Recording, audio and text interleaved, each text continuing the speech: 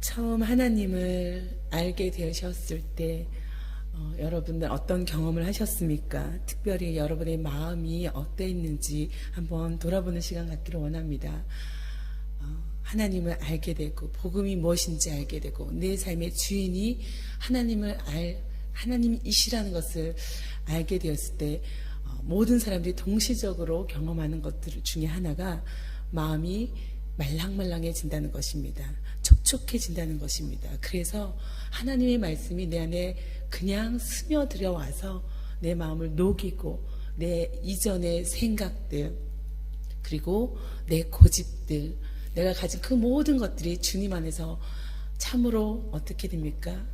어린아이같이 그렇게 낮아지고 또 변화되고 그리고 하나님의 말씀이 그 복음이 내 안에 들어와서 움직이고 나를 다스리는 그런 일들이 우리 삶 가운데 일어나는 것들을 여러분들이 경험하셨을 것입니다.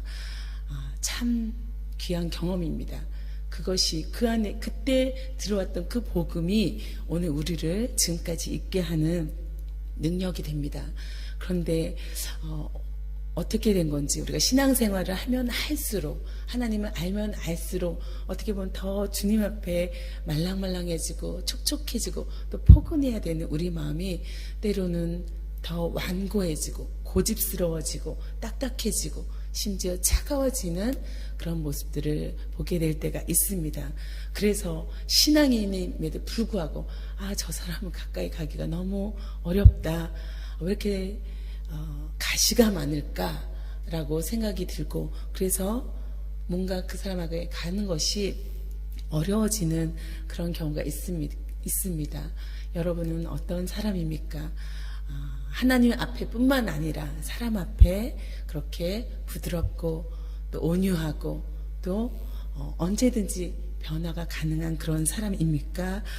여전히 완고하고 고집스럽고 또 완악한 그런 모습이 내 안에 여전히 아니 이전보다 더 강하게 남아있지는 않습니까? 바로는 참 완악한 사람입니다. 고집이 대단한 사람입니다. 지금까지 수없이 많은 재앙을 그 민족이 당하였고 정말 이전에도 없던 그 엄청난 고난들을 지금 계속해서 하루 이틀이 아닌 긴 시간을 지금 겪고 있음에도 불구하고 그 마음을 바꿀 생각이 도무지 없습니다. 변화하려고 하지 않습니다. 그 마음을 녹여내려고 하지 않는 것입니다. 이 완악함과 완고함이 점점 더 강도가 센 재앙을 불러일으킵니다. 하나님께서는 이 바로의 완악함과 완고함을 그냥 내버려두기로 했습니다. 유기하는 것입니다. 버려두는 것. 이거야말로 얼마나 큰 재앙입니까?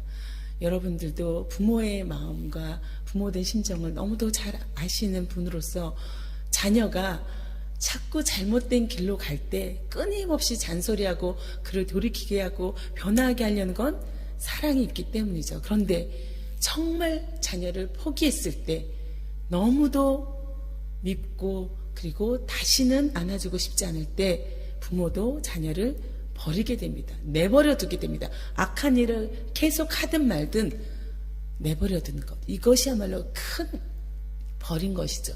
하나님은 바로가 그런 재앙 가운데 그 완고함을 버리지 않았을 때 버려두는 그런 자세를 취하고 계십니다. 그래서 이제 바로는 지금까지 8번째 재앙까지 오게 된 것입니다. 그런데 하나님은 오늘 이 8번째 재앙에 대해서 이전과는 조금 다른 목적을 설명하고 있습니다. 지금까지는 이 앞선 재앙을 통해서 내가 여호와인 것을 너희가 알게 하리라. 이스라엘 백성과 또 애굽의 백성들이 그것을 깨달을 수 있게 하기 위해서 이 재앙들을 주셨습니다. 그런데 오늘은 하나 더 추가해서 말씀하고 있는 것이 바로 2절에 내가 애굽에서 행한 일들 곧 내가 그들 가운데서 행한 표징을 내 아들과 내 자손의 귀에 전하기 위함이라. 내 자손과 내 아들 너의 후손들이 다음 세대들까지 알게 하기 위해서 그들도 이것을 알도록 그것이 무엇입니까? 내가 여호와인 것을, 내가 하나님인 것을, 참신인 것을, 애굽의 그 많은 신들이 아니라, 애굽이 숭배하는 그 모든 사상들, 가치관들이 아니라 내가 하나님이다. 이것을 너희 자손들도 알게 하기 위해서 이 재앙을 내린다라고 추가적인 목적을 말하고 있습니다. 자녀들이 이것을 교훈 삼고 기억하고 그리고 그 가운데 산다면 이것이 하나님이 원하는 일인 것입니다. 그래서 그런 이유에서인지 우박으로 인해서 모든 식물들이 먹지 못하게 또 상하게 된 그것에서 하나님이 거기서 남은 것마저 그 마지막까지 메뚜기 재앙을 통해서 다 없애버리는, 다 소멸하게 되는 그런 심판을 준비하고 있습니다. 그래서 모세와 아론을 통해서 이 경고를 전하고 있습니다. 5절과 6절의 말씀을 보면 메뚜기가 지면을 덮어서 사람이 땅을 볼 수 없을 것이라. 땅을 볼 수 없을 것처럼 그렇게 수많은 메뚜기 떼가 몰려올 것이다 말합니다.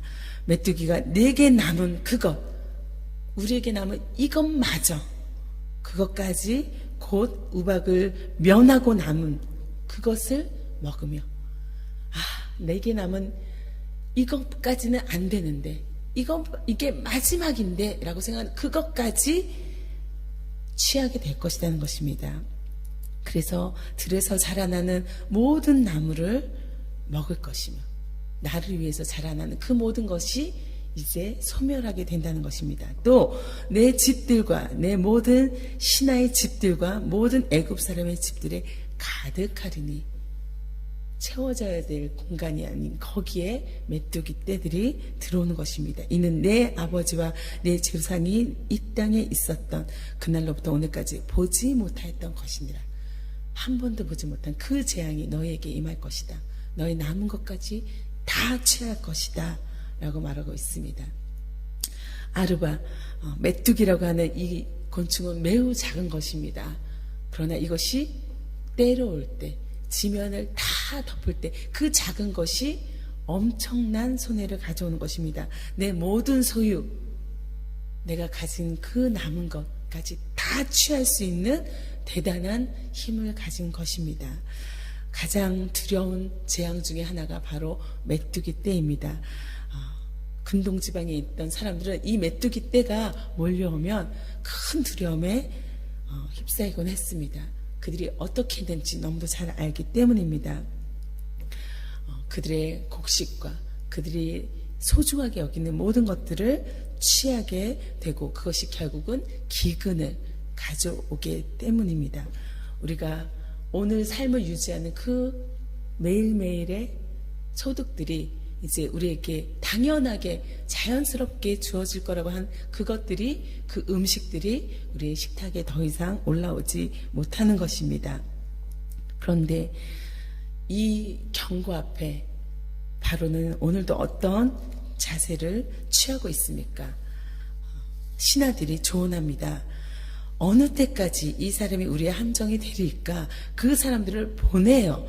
그들의 하나님 여호와를 섬기게 하소서. 이제 그만하십시오. 그들이 원하는 대로 해주십시오. 하나님을 예배하게 섬기도록 보내십시오. 말하고 있습니다.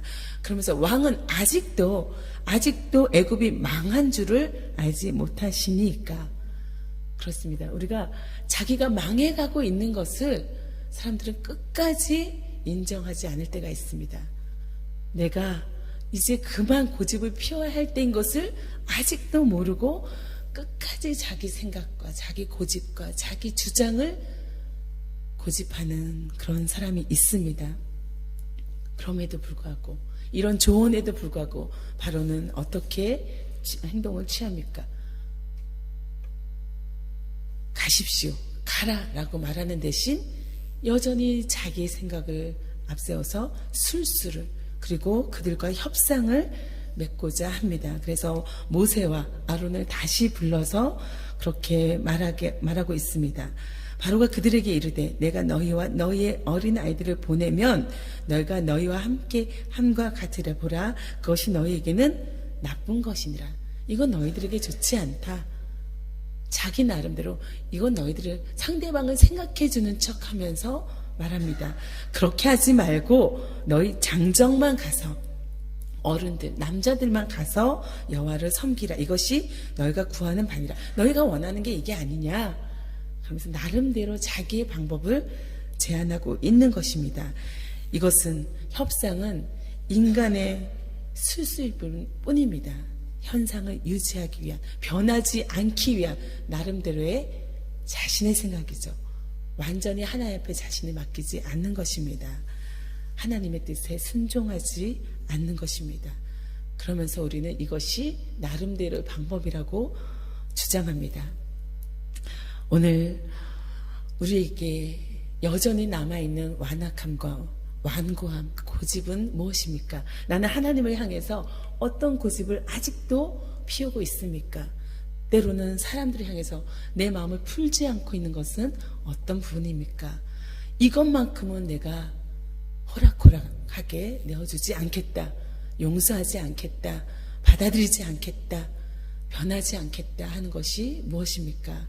그것이 바로 완고함이고 그것이 바로 나 자신을 재앙으로 몰고 가는 벌인 것입니다. 하나님 앞에서 다시 한번 우리의 마음을 어린아이와 같이 말랑말랑한 상태로 내어드리기를 원합니다. 하나님, 나를 다스려 주십시오. 나를 바꿔주십시오. 내 고집이 아닌, 내 생각이 아닌 하나님의 뜻이, 하나님이 내 하나님, 참 하나님, 신이 되시도록 내 마음을 만져주십시오. 성령님, 그렇게 이 시간 나와 함께하여 주십시오. 우리는 간구하고 오늘도 우리의 삶의 현장으로, 삶의 자리로 나아가야 할 것입니다. 이 시간에 우리가 기도할 때 그렇게 간구하기 원합니다. 하나님, 내 마음을 뿐만 아니라 이 믿음이, 이 고백이 우리 자녀들에게까지 이어질 수 있도록, 그것이 재앙으로가 아니라 축복으로 이어질 수 있도록 인도하시고 또 우리 교회를 축복하여 주시옵소서. 함께 기도하기를 원합니다. 함께 기도하겠습니다.